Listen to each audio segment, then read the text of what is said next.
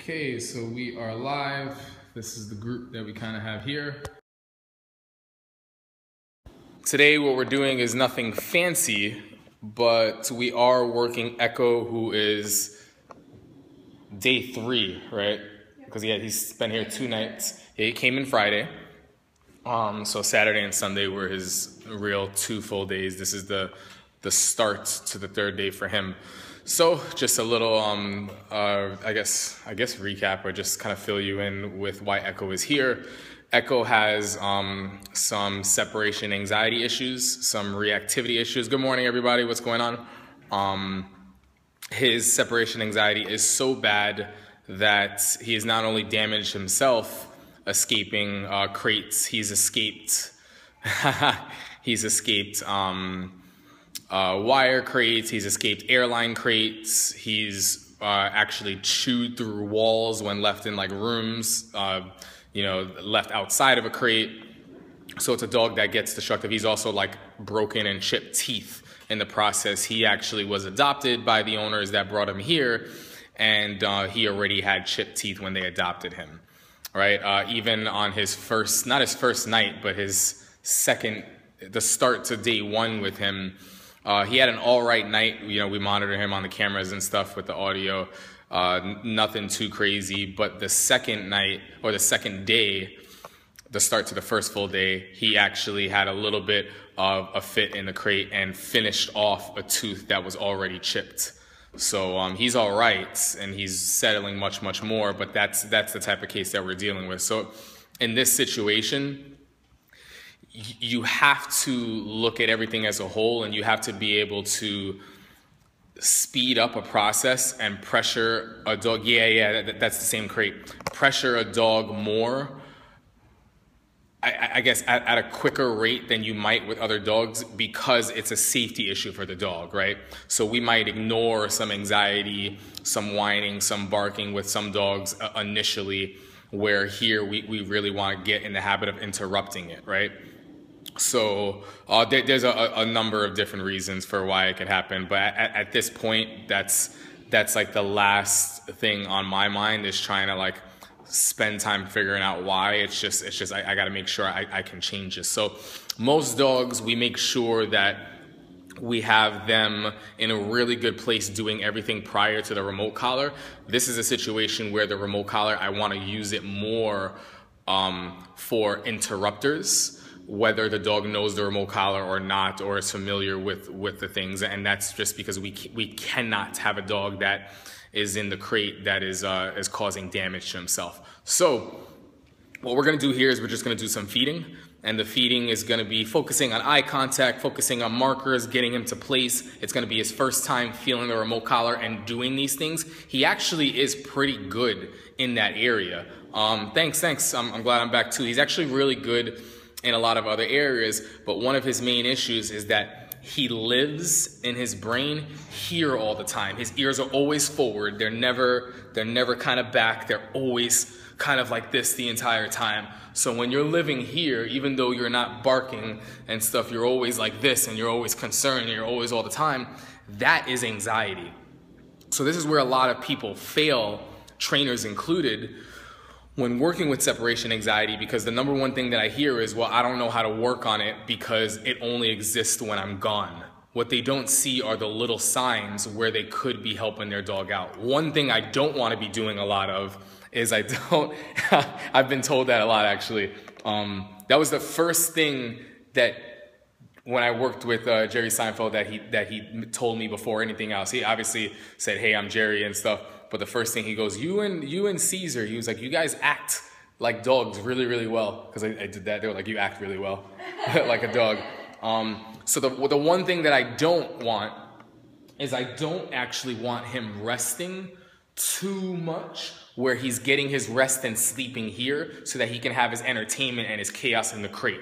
I want him working up here so much that when it's time to go in the crate, the only thing on his mind is maybe drinking some water and then passing out. So I want to be able to work him a bit.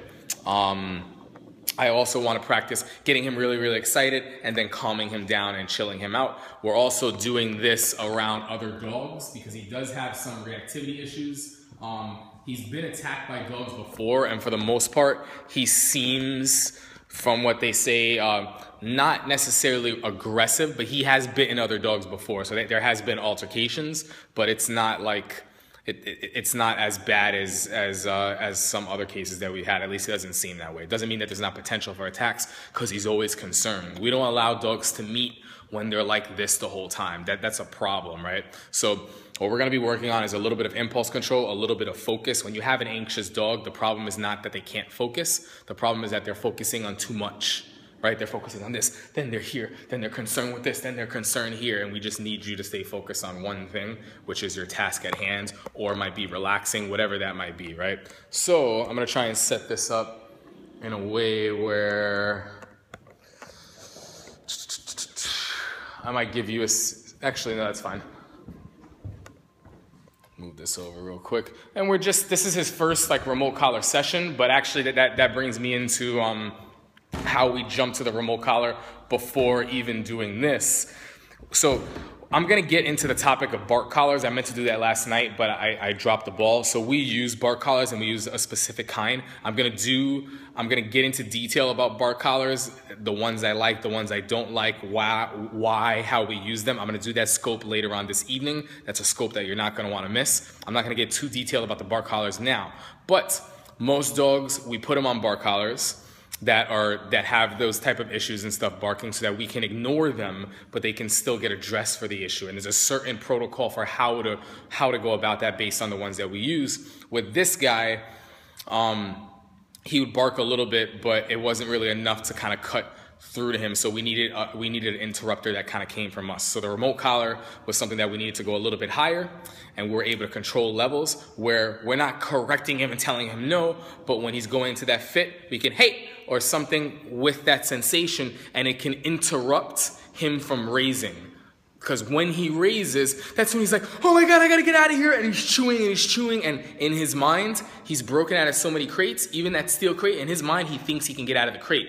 So that's something that can't be allowed to kind of go on, because when he starts barking and he starts, I need to end that. Oh. So he goes, what was that for? You know what, maybe I can relax. And he relaxes for a little bit, and then all of a sudden he starts getting worked up, boom, interrupt again. And it's like, oh, this is interesting, I might want to rest. So what we're doing more of here is we're teaching him not only down, but we're teaching him remote collar downs, because I want to be able to interrupt at a high level that stops you from your, oh, I gotta, what was that? And then all of a sudden, a low level that you might have not felt, I can say down. And then you lay down, you're like, why is this guy telling me to down? Oh, you know what, this actually feels better. Okay. And then they get worked up again, interruption. Whoa, what was that? Hey, down. And then I can be soft, because if I'm trying to talk softly and give them a low level down prior, what ends up happening is that, well, same thing like Jed and Leo are here all the time. It's very similar with them too, so we're trying to bring that down, right? So these interruptions that we're doing allows them to get focused with us, or get into a place where if I say, hey, down, they can actually hear me, because prior to that, they're gone and nobody can see what's going on there. So even though we had to rush to that, we still want to make sure that we're teaching it properly throughout. So this is kind of what I'm doing. I'm going to see what he knows without the remote collar, and then I'm going to jump into that a little bit and just have him doing a mixture of place, doing a mixture of eye contact, doing a couple downs and yeses on low levels, so that when he's in the crate, I can interrupt and I can say down, he can feel me, and inside the crate, I can actually have a physical touch on him in the crate, even if I'm not in the same room. I don't have to open the crate to down him, and basically, this is actually very important. For dogs that have separation anxiety, you have to be aware of what is giving them attention in a way that it's a form of affection. When you have separation anxiety dogs, sometimes you coming into the room to say, hey, knock it off, is the dog goes, oh my God, I just barked and I whined and now they came. And then you can come in and hey, and do all that stuff. But every time you're coming and you're getting their attention, they're like, oh, okay, so this does work because they see you. So dogs can interpret it that way. So the remote collar puts you in a position where you can start to distance yourself, but still interrupt. And then there's ways also where you can be involved and you can be firm. Hey, and then you can be very, very low and you don't have to open the crate because it's like having leash pressure to help them into that down. So you're able to follow through rather than being that person that's asking for something and they don't listen, they don't know down. So you have to open the crate, you have to help them. That's actually not helping the brain because now they're getting attention for acting the way that they did, right? So you have to really consider a lot of these things and see how the dog might be interpreting something. I can go on about this because there's different deviations and exceptions based on how the dog's acting, but these are things that you have to get good at reading and see, you know what I mean? Because every dog, when it comes to anxiety, is a little bit different in some areas, right? Based on where they are. So let's see if I can get this going here. That's pretty good. Okay, so we are here. I have placemat here. There's food right here. And I actually want to work on a bit of eye contact, which I did some yesterday, but he didn't really pick up on it too well. Hey, do you have that clip for the, is it downstairs? All right, thanks. So, I'm not going to use this just yet. I want to kind of see where he is and just kind of help him out a little. Put this down also. Go. Here, buddy. Good job. So I know with my body language and everything that he does know place. He's actually pretty excited for that. Here, bud. So everything that we do, we don't name something until we like the behavior. So it's all the same stuff. Nope. Come here. I can have him in the SIT. I can bring him over here. Yes. I can start covering markers. I'm basically teaching him place even though I'm not naming it. Is that my clip? Toss that for me. Thank you.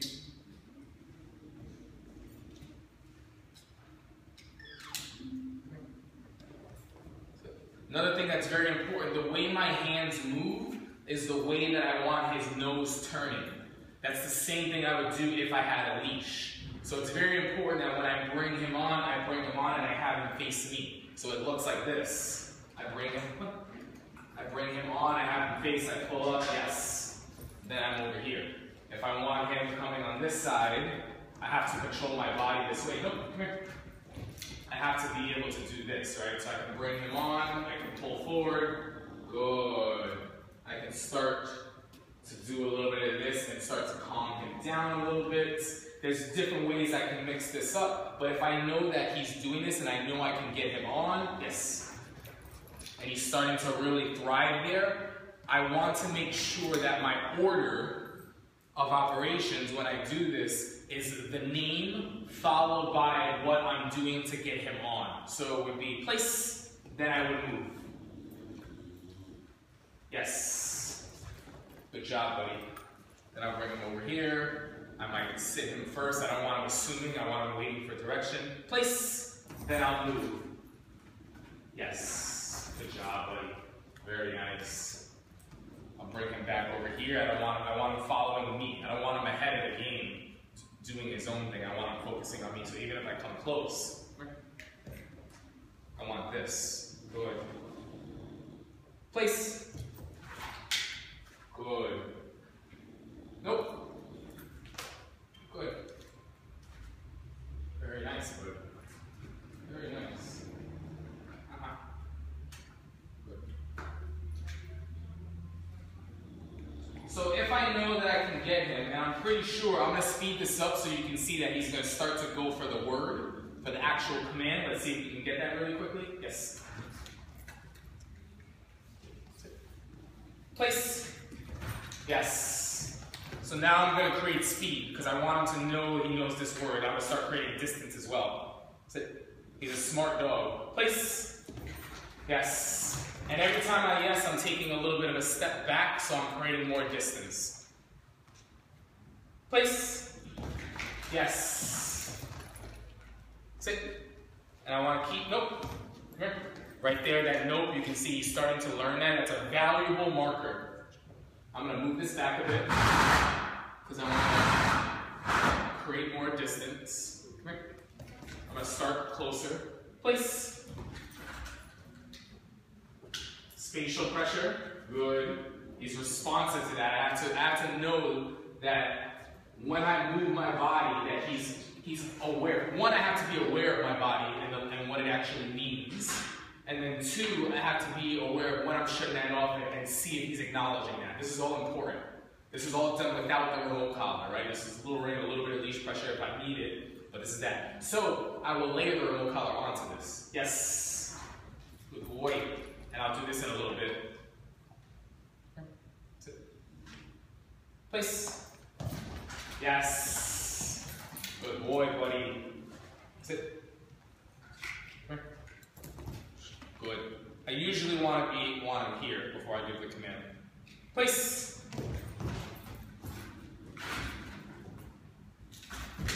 Good. So you see my body was kind of suggesting, nope, a little more, very nice, and then kind of easing off, right? Good. Kind of come over. So this same marker system, I can start to use for downs as well. And down in place is pretty much going to be my go-tos to teach remote collar, because I need this remote collar to help him from being destructive in the crate downstairs. It's very, very important. I also want the remote collar in some situations to come from me. In other situations, I have to interrupt him thinking that he can go for the bars and start to gnaw on that. So let's say it's 4 a.m.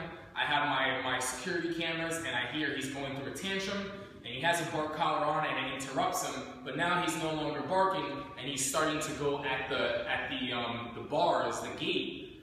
There's nothing that I can do there, so if I drive here without having to open up, I can probably check my cameras and on a remote actually interrupt him. You know what I mean? And he goes, whoa, and then goes back to sleep. So if he has enough practice while I'm around of an interruption on a higher level, lower level, then tell him to down, and I do that enough through training and everything, when he feels it on his own, he goes, oh, that's interesting, maybe I should stay away from that bar, and then he might have help from a lower level to go into a down, or after that, he might go, what do I do now? You know what, let me just lay down, this has worked for me before. So I start changing the brain. So there's some things that I want to do where they're clearly coming from me, and then there's some things that I want to do where I want him to start making that choice on his own, whether I'm there or not. So that's super important that we speed this up for him, even though some other dogs, like Sloan, we didn't get her on a remote collar until like 3 weeks into the board and train program.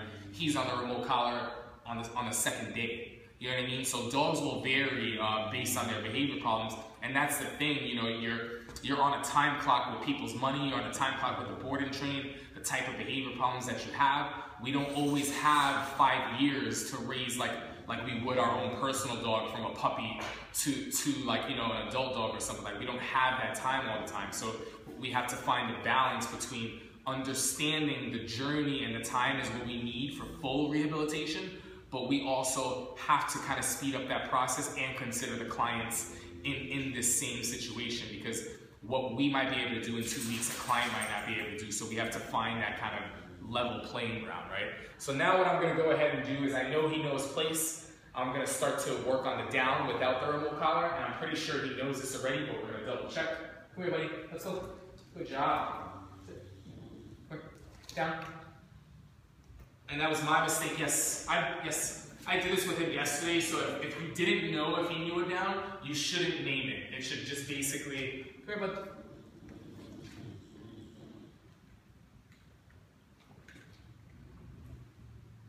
So I'm going to help over here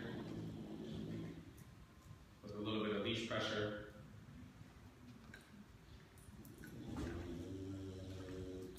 Yes. Good boy.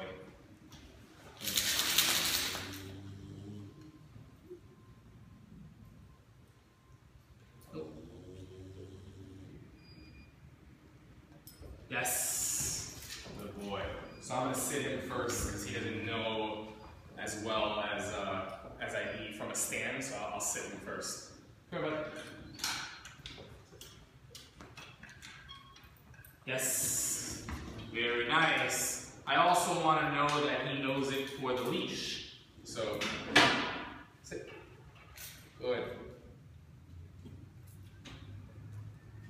Yes.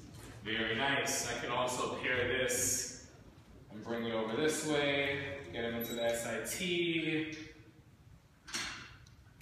little bit of this.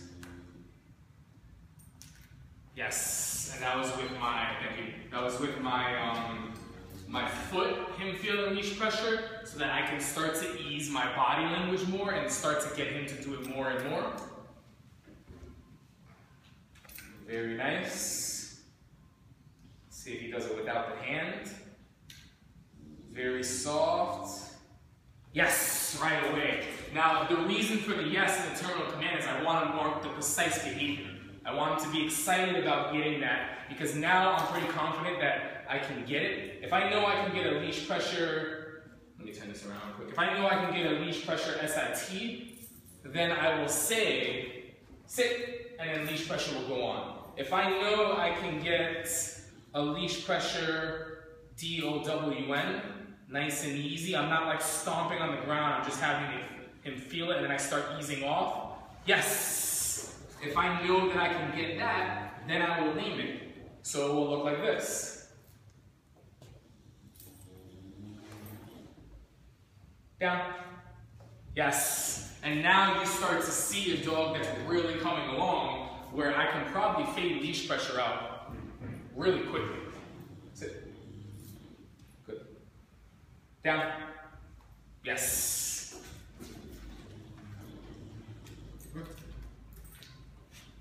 Sit. Good. Down. Yes. See, there's no leash pressure. But here's the thing. You'll have some people that will say, well, I could have taught it without the leash pressure. Very true. I'm pretty sure we all can sit. But what's super important here is that in a situation where the dog chooses not to do something, you have a tool like leash and leash pressure that the dog knows when he feels a little bit of pressure, simply come toward pressure, pressure shuts off. Because now I have a follow through. If a dog doesn't want to do something that I need them to do, and of course you want them to make that choice, but there's situations where it's every dog, they might not want to make it at a certain time, you need to have a follow through. If they don't want to listen to this and they don't understand this clearly, you have to do a better job of teaching this. Once this is known, this leash, then you can apply it or transfer it to remote collar stuff, right? So enough of that. Talk is cheap. We're going to go ahead and we're going to jump right back into the place work because he was more excited about that. Come on, buddy. And then I'm going to end this short with him, and I'm going to jump over to the next group of dogs.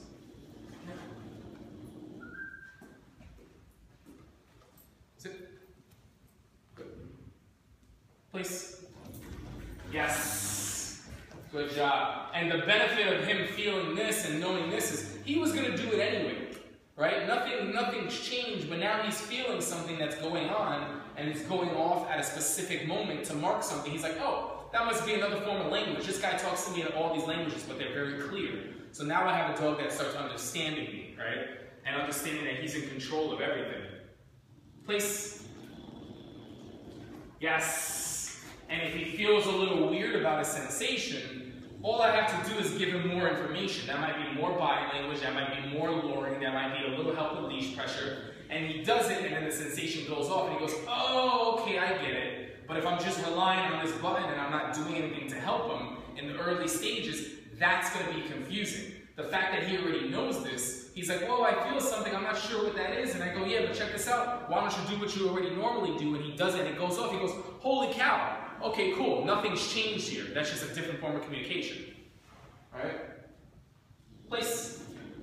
Yes. Good boy. Good job.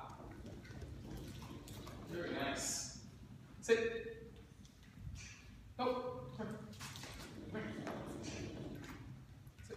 Good job. Place. Good. Nope.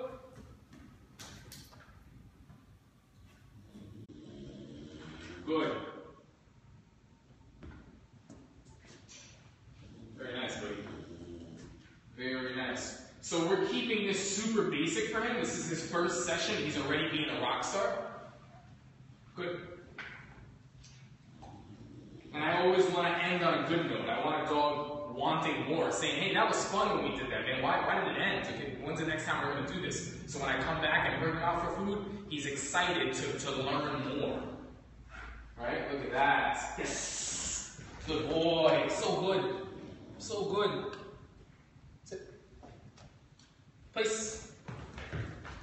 Nope. Good. Nope.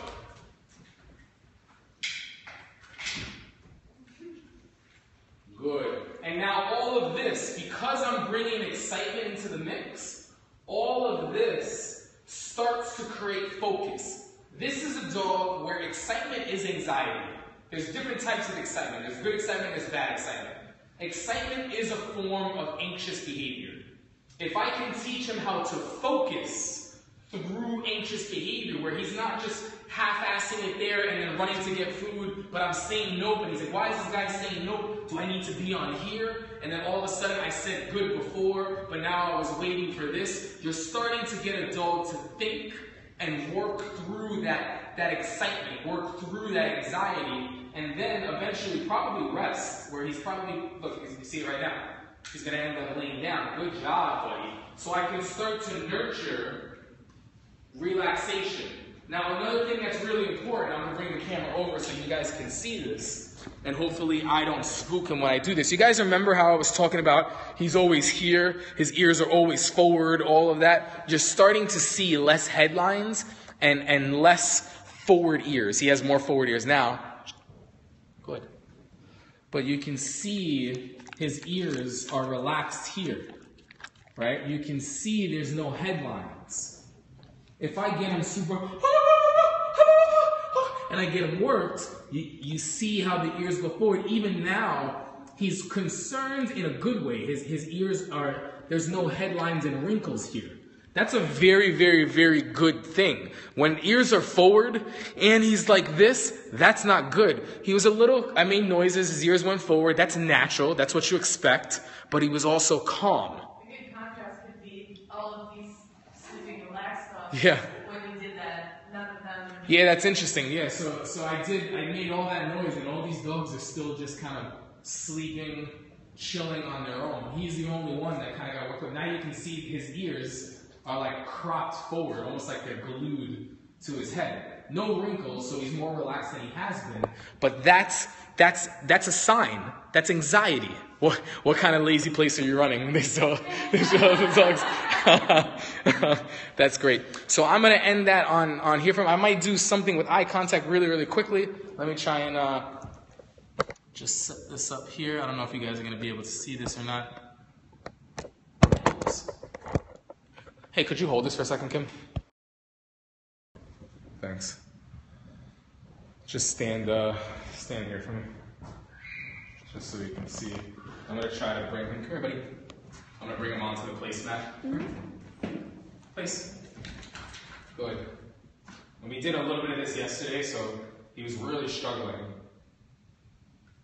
Yes. All I'm waiting for is that moment where he's looking at food. What should I do? Boom. The second he looks at me, I'm going to yes him, right? Place.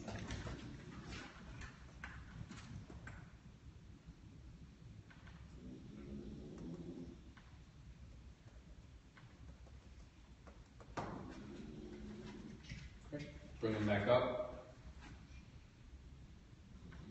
Yes. So you can see he almost wanted to lay down. He's already tired from this exercise. But I bring him up, I'm going to work your ass. I'm going to work your ass while you're here so that when you're tired and you want to rest, you can go rest in the crate. There's no room for rest over here. You're working when you're around me. And that starts to change the brain of a dog. Place. Good. Yes, you see, now it's starting to get better. I'm not going to ask for any duration. Place. Good boy. What I am going to do, actually I'm going to finish right here, is eventually I'm going to ask for duration, but for right now, nope, I might bring him back over to me. Good, yes. And I actually did a little duration there. So he's starting to get it. He's a smart dog. Little by little, we introduce more and more remote collar. We help him out. We start introducing recall. He starts learning how to relax around here. He's going to start to hold a place while other dogs are firing playing fetch, doing stuff, so he can learn to relax. And then all this extra work, by the time we go in the crate, he's tired, he's ready to kind of pass out. So that's a little bit of a session with him. Just wanted to kind of show that to you guys. Appreciate the hearts, as always. I'm going to go ahead and I'm going to work Jerry and Sloan in a little bit. I am going to do, what do you use to release without food reward? Random items where the reward is getting released. Sometimes the release itself is a reward.